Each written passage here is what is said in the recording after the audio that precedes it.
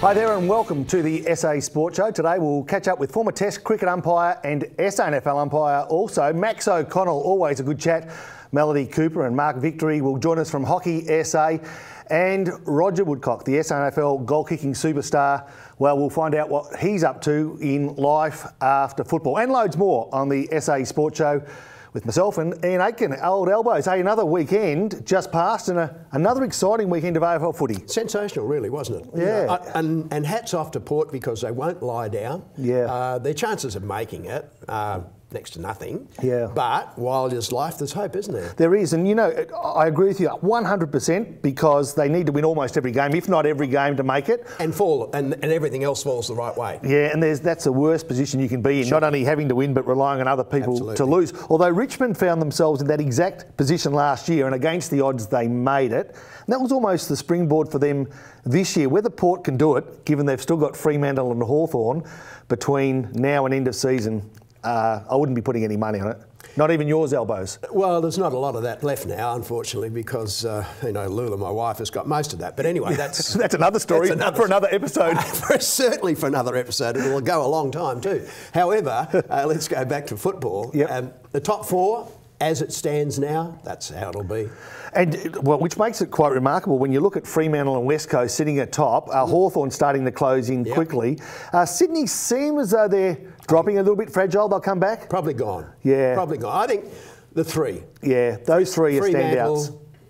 West Coast and Hawthorn. And Hawthorn. And the way that I used to love watching Geelong, and I still do. Yep. Sadly, they're gone. But Hawthorn, they play beautiful football. You know, I know we'll talk about Port and the Crows because, you know, the Crows obviously will be a part of it, but come September, we think. But Hawthorn's demolition job of Carlton actually worries me a little bit about the evenness of the competition. We've been promised for a decade and a half that the salary cap equalisation will mean that every single week we're going to get games that it's almost hard to pick the result. Then you get a side beating another side by 24 odd goals. It's crazy. Yeah. And I know Carlton aren't flying, but they're not that bad, surely. No, you wouldn't think so, would you? But you've got to look at the other way as far as I'm concerned. Hawthorn are that good. Yeah, they are. And Clarkson is a very smart tactician.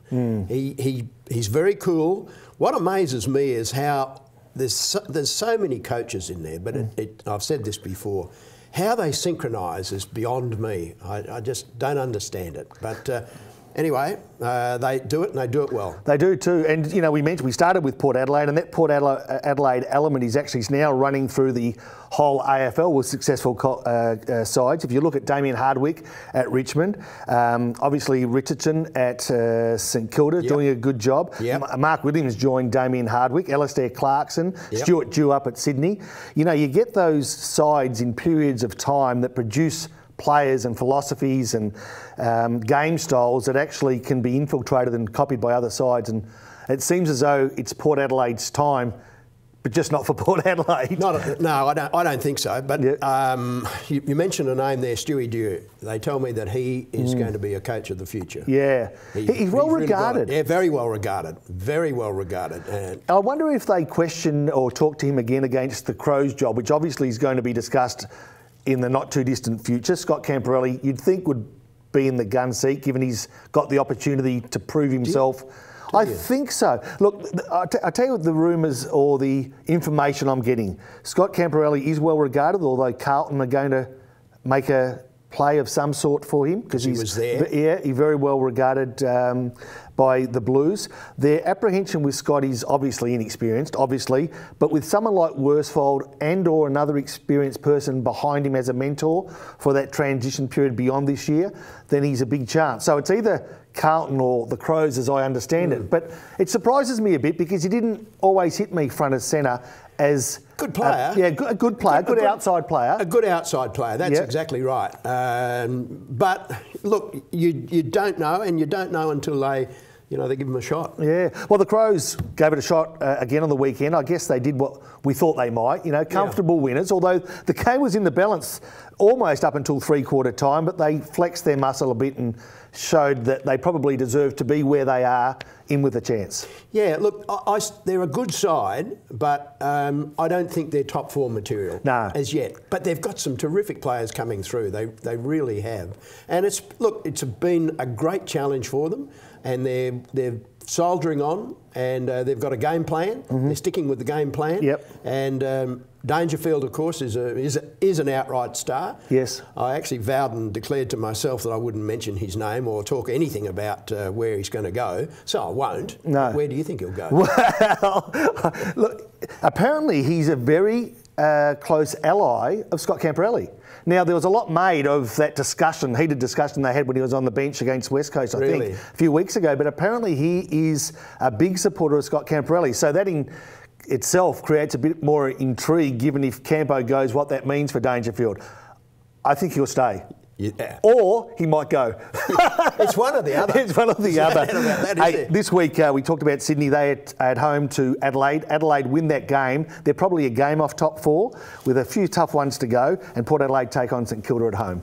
Well, St Kilda actually are coming along very well. I looked at them on the weekend. Played good football. Gee, that Rewald, he's an amazing player. Good, yeah. He's been there for a long time. Plays really, really good football.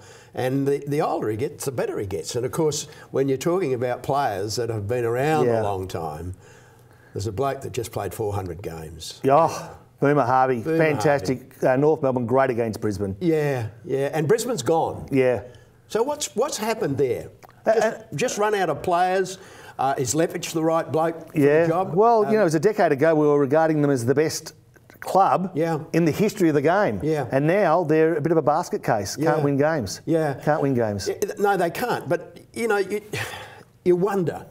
You wonder. Just, there's so much talk and so much emphasis on the way that they play the football game. I've got to be honest with you and say, I don't really understand what they're doing now. No.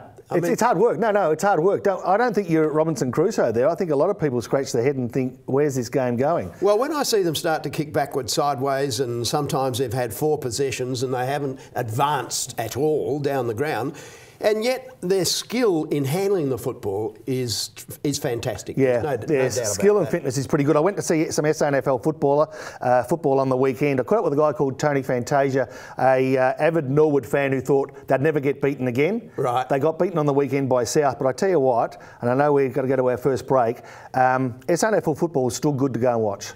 Always has been, always will be. Yeah. And again, the style of football that they play is sort of halfway between what they used to play and what the AFL plays. Yeah. No, it's always good stuff to watch. We'll have loads more coming up on the SA Sport Show. Join you shortly.